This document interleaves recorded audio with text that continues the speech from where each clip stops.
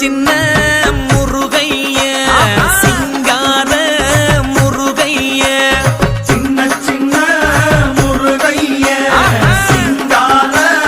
முருகைய கொஞ்சி கொஞ்சி